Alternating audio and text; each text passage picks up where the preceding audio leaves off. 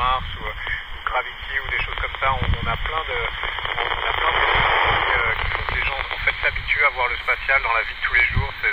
Ça fait partie de la culture des gens et c'est ça que j'aurais bien aimé voir quand j'étais jeune et c'est ça que vous avez la chance de voir en ce moment. Over.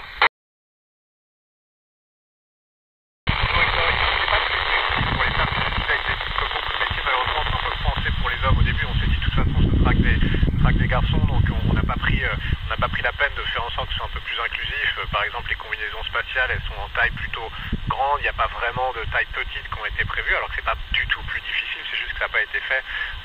Pareil pour les toilettes, tu sais, les interfaces sont un peu plus adaptées des garçons qu'à l'anatomie des filles. Voilà, je pense aussi qu'il n'y a pas beaucoup de rôle modèles, comme on dit. Les petites filles qui grandissent, malheureusement, n'ont pas beaucoup de modèles qui sont astronautes. On peut citer beaucoup de garçons, mais pas beaucoup de filles. Et je pense qu'il faut amorcer la pompe. Et quand on aura des modèles filles, femmes auxquelles les petites filles pourront s'identifier, on arrivera à la parité là, comme dans beaucoup d'autres domaines. Over. Bonjour Erin, écoute, c'est difficile. On a la chance dans la station spatiale d'avoir le téléphone sur IP et de pouvoir appeler à peu près quand on veut. Évidemment, c'est pas aussi simple que sur Terre, mais c'est quand même plus simple qu'avant. Par exemple, dans la station Mir, tu sais, où on partait pour 6 mois, il y avait presque aucun contact. C'est pas comme si on pouvait envoyer des lettres. Nous, on a les emails, on a le téléphone sur IP, donc on arrive à se parler régulièrement. C'est quand même difficile, c'est une des choses les plus difficiles clairement pour une mission de 6 mois, mais heureusement, écoute, nos proches sont là pour nous et nous, on essaie d'être là pour eux et puis on a hâte de se retrouver après la mission. Over. Bonjour Alexandre, écoute, ouais, je sais pas, moi j'ai toujours aimé faire des choses, alors pas vraiment risquées, mais de me dire, j'aime bien pousser les limites un petit peu, ou expérimenter, ou tenter des choses, que ce soit sur Terre en parachutisme, en pilotage, ou des choses comme ça, mais je pense que c'est important qu'on explore en fait, tu sais, que quelqu'un le fasse, parce que je pense que ça a des bénéfices pour tout le monde, un peu pour toute la société, donc il y a un peu de risque à prendre au début, c'est pas non plus le bout du monde, je pense, hein, ma première mission, tu sais, je suis revenu en très bonne santé, donc je pense que heureusement le résultat sur ma santé est minime et surtout que ça vaut la peine de le faire, c'est pour ça. Over. Bonjour Navi, écoute, merci pour le scénario catastrophe. Non, écoute, c'est plus ou moins prévu. C'est vrai que si tout disparaissait sur Terre, ça deviendrait un petit peu compliqué pour nous de rentrer, ne serait-ce que pour savoir à peu près quelle météo on va trouver. Tu sais qu'on se pose dans l'eau avec la capsule Dragon de SpaceX, donc évidemment on n'a pas envie de se poser en milieu d'un ouragan ou d'une tempête. Mais néanmoins, on pourrait être autonome. Évidemment, au bout d'un moment, il faudrait qu'on abandonne le navire parce qu'on pourrait plus être ravitaillé, mais ça pourrait durer assez longtemps. Et puis surtout, on a la capacité de revenir de manière autonome. Ce serait risqué, évidemment, mais on s'en sortirait. Over.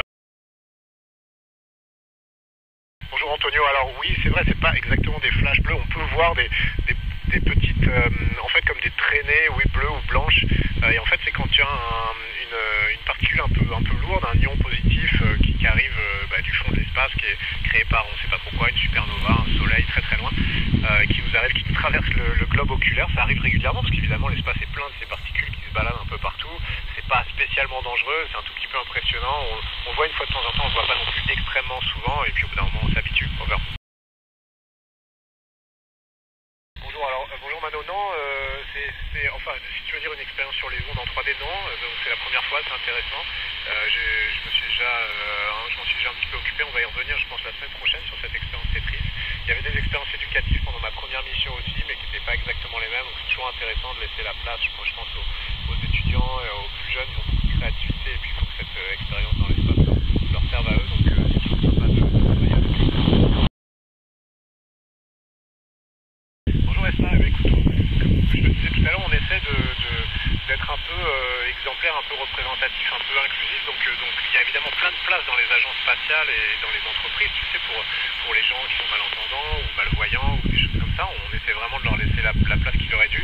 Et puis tu sais, même à l'agence spatiale, on a un projet qui essaye d'étudier ce que ça prendrait d'envoyer quelqu'un qui a un handicap quelconque, hein, qui soit sur les membres, de la vision, l'ouïe, d'envoyer quelqu'un comme ça dans l'espace. Alors je dis pas que demain il y aura un astronaute malentendant ou malvoyant, mais du moins on essaie vraiment de regarder ce que ça pourrait impliquer pour les systèmes, et puis encore une fois d'essayer d'avoir des systèmes qui peuvent inclure tout le monde et pas seulement les gens qui sont en forme, bien portants, etc. Over. Bonjour Julie, oui écoute, tu sais la radio amateur qu'on a à bord, il y a des astronautes qui s'en servent beaucoup le week-end, juste pour s'amuser, faire des contacts avec un peu tout le monde. Moi c'était beaucoup dans le Soyuz,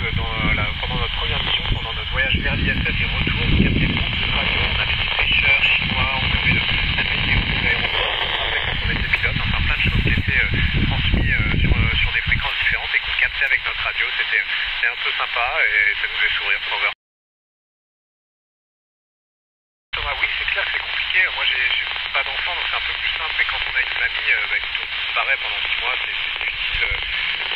Et puis, surtout, ce qui est difficile parfois, c'est de revenir parce que tu sais, la vie continue quand t'es pas là. Tout le monde se débrouille sans toi. Et puis finalement, quand tu reviens, tu te rends compte que c'est pas si indispensable que ça. Donc il faut retrouver sa place. C'est sûr que c'est pas idéal pour la famille, mais encore une fois, moi, je pense que ça vaut le coup de le faire et c'est des sacrifices qu'on est tous prêts à faire. Au revoir.